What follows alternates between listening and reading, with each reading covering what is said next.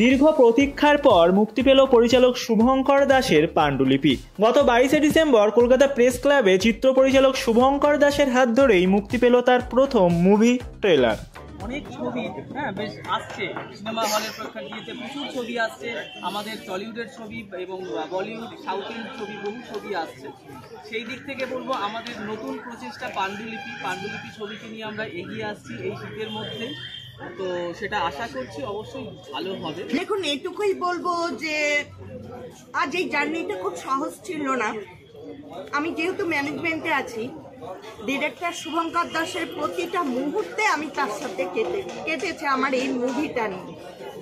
তো সবটা এখন আমি বলতে চাই না, আগে কাজটা সম্পূর্ণ বেরো, আমরা পুরুষটা দেখি, তারপরে হয়তো সব অনেক কিছু বলার আমার আছে, এটা আমি বলবো। ওর বয়সটা খুব কম শুভঙ্কর দাসের, ও যে এইভাবে একা যুদ্ধ করে এতটা দূর এগিয়েছে, এর জন্য ওনাকে একটা হ্যাটস অফ। একটা অসাধারণ সিনেমা হতে যাচ্ছে, আপনারা দেখুন, সিনেমাটা ভীষণ ভালো লাগে।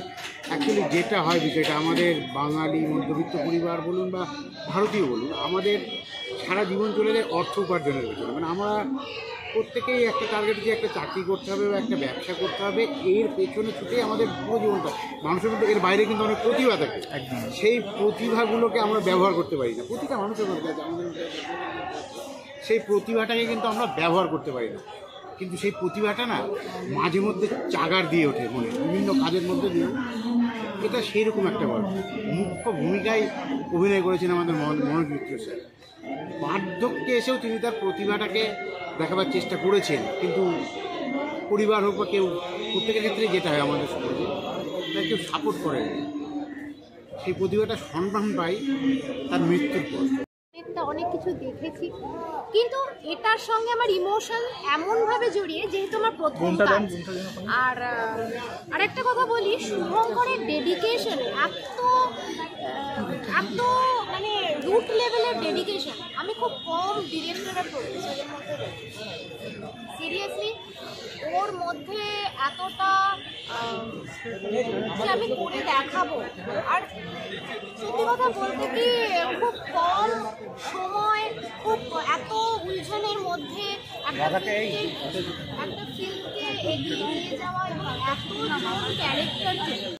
একাধারে এদিন ছিল বর্ষিয়ান অভিনেতা মনোজ মিত্রের জন্মদিন। তার এই জন্মদিনে প্রকাশিত হলো তার শেষ ছবি। প্রথম কথা বলবো আমি সেটা আমি নবীন পরিচালক শুভঙ্করকে অশেষ ধন্যবাদ জানাই। এতটা সাহস দেখানো ছিল, তখন অনেক অসুস্থতার দিকে পা বাড়িয়েছিল, এই সময় ওনাকে নিয়ে ছবি করা চ্যালেঞ্জ ছিল। সেই চ্যালেঞ্জটা শুভঙ্কর নিয়ে, সেই জন্য তাকে এই বয়সে আমি আর ছবি করতে পারবো না, আমি করছি না। তো আমার খুব ইচ্ছে ছিল যে ওনাকে নিয়েই পাণ্ডুলিপি করবো, কারণ পাণ্ডুলিপি ছবির যে কনসেপ্ট সেটা তো অবশ্যই হলে গেলে বুঝতে পারবে, কিন্তু তবুও বলে রাখি, ওই যে চরিত্রটা মনোজ স্যারকে দিয়ে আমরা যে চরিত্রটা করিয়েছি, ওটা উনি ছাড়া কিন্তু অসম্পূর্ণ থেকে যেত।